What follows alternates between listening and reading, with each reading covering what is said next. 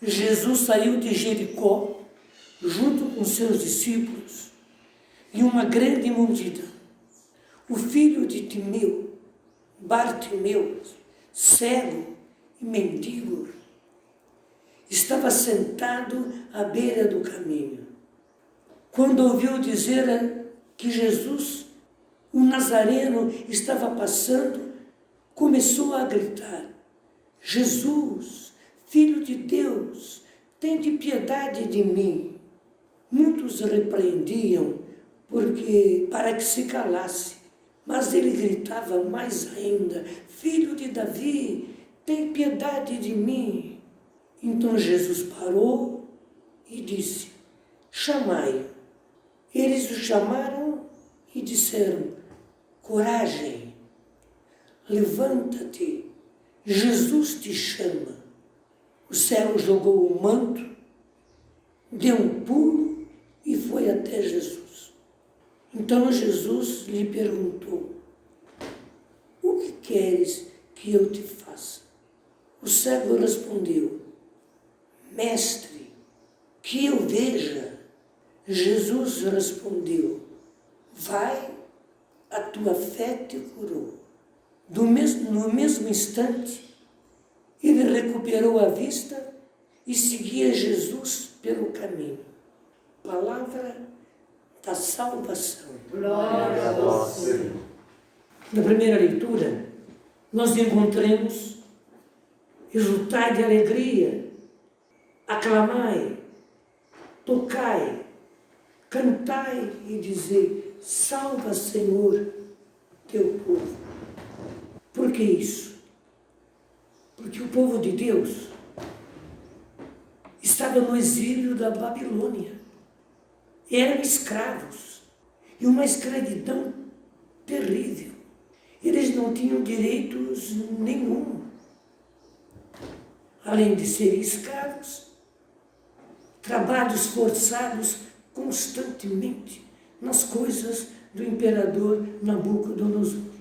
Mas houve um momento que o Senhor interveio e Jeremias já havia profetizado esse acontecimento. Um bom tempo antes havia profetizado. Então a palavra de Deus nos diz: eis que eu trarei do país do norte, que é a Babilônia, e os reunirei desde as extremidades da terra. Entre eles haverá cegos, aleijados, mulheres grávidas, parturientes. São uma grande multidão os que retornam. Era esta a situação do povo.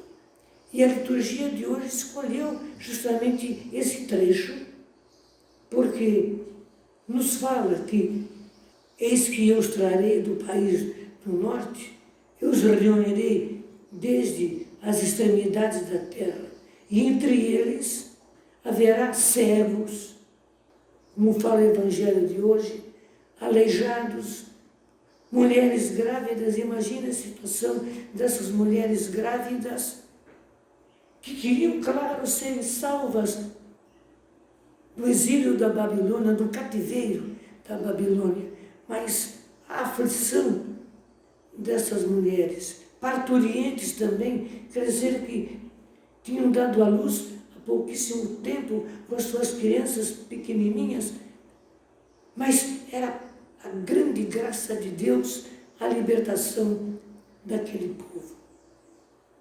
E diz a palavra de Deus que era uma grande multidão os que retornavam.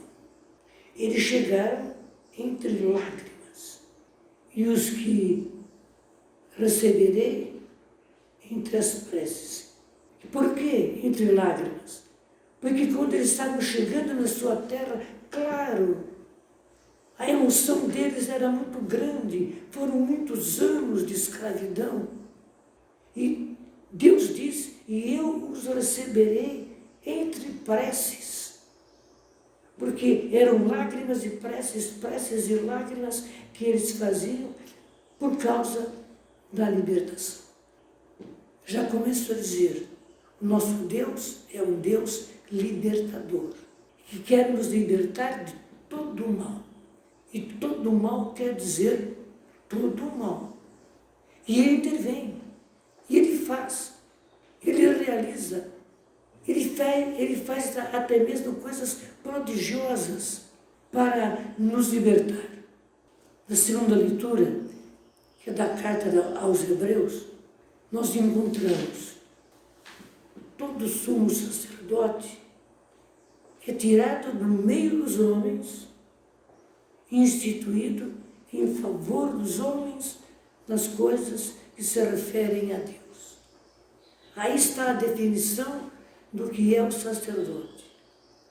É alguém tirado do meio dos homens. Claro, não tem jeito de ser homem, mas tirado do meio dos homens. Para quê? Para ser instituído em favor dos homens. Ele não se pertence mais. Ele não se pertence mais. Ele vive para os outros e precisa viver pelos outros. A sua vocação ao sacerdócio é esta: instituído em favor dos homens nas coisas que se referem a Deus. Foi por isso que, quando eu estava às vésperas da minha ordenação sacerdotal, eu escolhi o lema do meu sacerdote, do meu sacerdócio: feito tudo para todos. Depois eu descobri que era São Francisco de Sales e que Dom Bosco também assumiu esse lema: feito tudo para todos. Eu preciso. É uma responsabilidade, é uma obrigação minha. Eu não me pertenço, eu pertenço aos outros. Eu preciso viver para os outros, nas coisas de Deus. Nas coisas de Deus, claro, é nas coisas de Deus. Não são nas outras coisas, mas nas coisas que se referem a Deus. Mas a carta aos Hebreus, ela é muito clara. Ele está cercado de fraqueza. É real. Por isso, deve oferecer sacrifícios tanto pelos pecados do povo, quanto pelos seus próprios pecados. É por isso que nós, padres, precisamos também nos confessar. Temos as nossas fraquezas e não podemos ficar nela. E o Bruno pode reparar que nós temos fraquezas porque somos pessoas humanas. Mas o povo precisa ajudar-nos a que nós saiamos das nossas fraquezas e sejamos tudo para todos.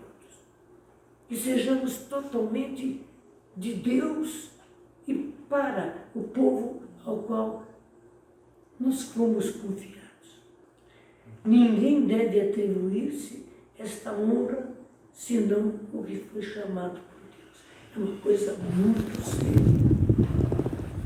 Ninguém deve atribuir-se esta honra do sacerdócio, senão o que foi chamado por Deus. Eu me lembro toda a minha história, desde menino, graças a Deus, eu quis ser padre. Tanto assim que a superiora geral da congregação das irmãs no colégio onde eu estudava, a superiora geral visitou o nosso colégio. Ela veio da França para isso e perguntou aquela coisa que é muito comum: o que você quer ser quando crescer? E cada um foi dizendo. Quando chegou a minha vez, eu disse: eu quero ser padre. Daí ela perguntou: por que você quer ser padre?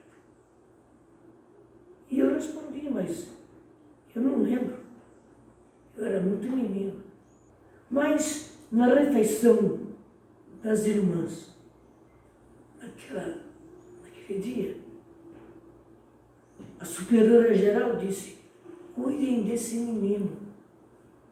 Não foi porque ele disse que ele quer ser padre.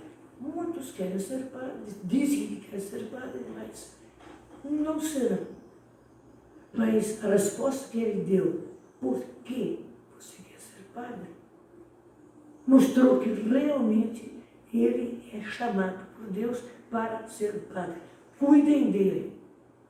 Vocês podem imaginar, as irmãs cuidaram muito de mim. Só que não me disseram nada, só cuidavam de mim. Foi nas vésperas, eu digo mesmo vésperas da minha ordenação sacerdotal, que a irmã diretora do colégio me contou isso. Eu disse, mas por que a senhora não me falou? Ela disse, não, nós não podíamos intervir na sua vocação. Nós apenas cuidamos de você, como a nossa superiora geral pediu que nós fizéssemos. É assim. O sacerdote é assim. Ninguém se atribui esta honra, senão aquele que foi chamado por Deus. Havia uma turma enorme caminhando aos lados de Jesus. E aqui diz o Evangelho que havia um homem, Bartimeu, que quer dizer filho de Timeu, cego e mendigo. Não é à toa que São Marcos coloca cego e mendigo. Era cego, mas também era mendigo. Quer dizer, ele estava na pior. Ele seria como esses homens de rua que nós temos pelas nossas cidades. Porque não tinha nada, não tinha ninguém que pudesse valer por ele. Daí, quando ele ficou sabendo que era Jesus que estava passando, ele começou a gritar, Jesus, filho de Davi, tem piedade de mim. Jesus, filho de Davi, tem piedade de mim. E o pessoal não gostou, começou a repreender a ele. Eles queriam escutar Jesus e aquele homem estava atrapalhando, mas ele insistia. Jesus, filho de Davi, tem piedade de mim. Daí Jesus disse, chamai-o. E eles foram e chamaram. Bom, o homem se aproximou, Bartimeu, e Jesus fez uma pergunta interessante. Que queres que eu te faça? Alguns brincam, né? Estava na cara, se ele era cego, ele queria ser curado da sua cegueira.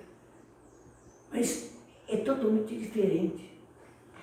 Jesus precisava que ele confirmasse a sua fé, que ele realmente acreditava que Jesus podia curá-lo da sua cegueira. Foi então que Bartimeu disse, mestre, que eu veja. E Jesus imediatamente respondeu, vai, a tua fé te salvou. Vai, a tua fé te salvou. E no mesmo instante ele recuperou a vista e seguia Jesus pelo caminho. Provavelmente foi um dos discípulos de Jesus, não o apóstolo. Mas como ele começou a seguir Jesus, né, provavelmente foi um dos discípulos, porque Jesus tinha muitos. Como eu dizia no começo da nossa celebração, o Senhor quer curar-nos principalmente da cegueira espiritual. Há muitos que são cegos espiritualmente, que não sabem as coisas de Deus, que não entendem as coisas de Deus, que não querem entender as coisas de Deus, que andam não pelos caminhos de Deus, mas por tantos caminhos. Provavelmente nós temos na nossa própria família pessoas assim, que andam desviadas em vícios, em erros, pessoas que são rompantes, pessoas que cometem grandes erros e pouco se incomodam daquilo que estão fazendo. Coitados, são cegos espiritualmente. E o Senhor quer curar-nos da nossa cegueira espiritual. Ele quer curar você da cegueira espiritual que talvez você tenha. Eu penso que cada um de nós tem pelo menos alguma cegueirazinha espiritual da qual precisa ser curado. Senhor, que no dia de hoje, diante dessas leituras, e principalmente diante do Evangelho, que nós recebamos essa graça de sermos curados da nossa cegueira espiritual. Pelo contrário, que tenhamos olhos bem abertos para seguir a Jesus.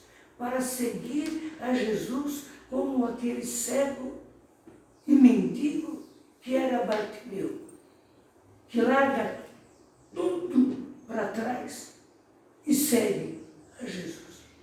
Meu irmão, minha irmã, vamos seguir a Jesus. Louvado seja nosso Senhor Jesus Cristo. Para sempre seja louvado.